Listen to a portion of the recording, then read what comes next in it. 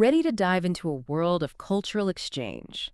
Buckle up as we unpack student exchange programs, explore cultural sensitivity, and uncover the lasting impact these experiences offer.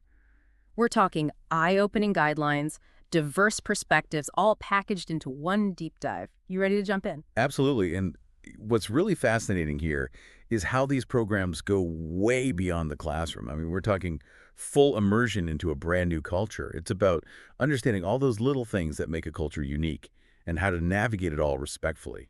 It's like the source material we have digs into those everyday situations that could easily trip someone up, but like when you're aware, they can make a huge difference. It even talks about handling different communication So styles. tell me about it.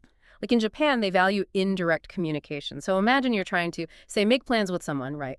And instead of a straight yes or no, you're getting these subtle hints, polite expressions. It's like a whole new language. Exactly. You've got to decode those cultural cues, and that's where cultural intelligence, or CQ, really comes in. It's one thing to memorize facts about a culture. Huh. But CQ, that's about understanding how those facts play out in your everyday interactions. You know, Yeah, yeah. it's like having this radar that helps you read between the lines, avoid those awkward misunderstandings, and build stronger bonds with people from different cultures. It's like having a cultural GPS. Speaking of uncharted territory, though, our deep dive today also unpacks how to thrive when you're the one stepping outside your comfort zone. I mean, culture shock is a real thing, right? Oh, absolutely. And the source really emphasizes how important it is to prep before you even pack your bags. It's true. It's true. Packing your mind is just as important. You have to accept that culture shock is a part of this whole journey. The source material even breaks down those different stages. Like first, there's that initial excitement. Oh, a new place. Right, right. Then, bam, the frustration hits you when things get real, which they always do. And then, fingers crossed, you reach that point where you start adapting, accepting, even embracing the differences. I love that. And one really practical tip that stood out to me was about finding a mentor, someone who's been there, done that, or even connecting with past exchange students. Those guys, they've walked in your shoes. Yeah. They get it. And their advice, oh, it can be gold, especially when you're in the thick of it. Those connections can make all the difference. Now, switching gears a bit, our source material also digs into a super important topic, making sure everyone has a shot at these life-changing experiences. We're talking about making these programs inclusive, accessible to all students, not just a lucky few, and equity plays a huge role in this. Couldn't agree more. It's about leveling the playing field. And one suggestion that I found particularly interesting was this idea of a mentorship program designed specifically for first-generation students. Picture this. Pairing them up with former exchange students who can walk them through the application process, give them the inside scoop on financial aid, just be there to support them every step of the way. I mean, how amazing would that be? That's amazing, tackling those obstacles head on.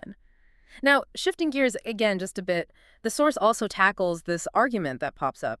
Why are we investing in experiences abroad when we have problems right here at home that need attention? Right, right. But here's the thing. The source counters that argument by highlighting that these programs, they're an investment. And we're not just talking about plane tickets and souvenirs. We're talking about personal and professional growth. It's about investing in the future. And let's be real for a second. We live in an increasingly globalized world, right? Borders are becoming more and more fluid. And studies show time and time again that people who have international experience, they're the ones who can adapt more easily, they're more aware of different cultures, and they're pros at solving problems in diverse settings. These skills, they're gold in today's world. It's like equipping yourself with this, global toolkit, ready to handle whatever comes your way no matter where you are. So as we resurface from this deep dive into student exchange programs, what are those key takeaways you want our listeners to carry with them? Well, for me, it boils down to this. Never underestimate the power of cultural exchange. Be open to learning from other cultures, be sensitive to those differences, and fight for everyone to have access to these transformative experiences, regardless of their background. Beautifully summarized. And it leaves us with this final thought-provoking question. You don't need a passport to cultivate a global mindset. You can start right where you are. Strike up a conversation with someone from a different background. Explore those cultural hubs in your city. Heck, even trying a new cuisine can broaden your horizons. It's all about that willingness to learn, to connect with the wider world around you.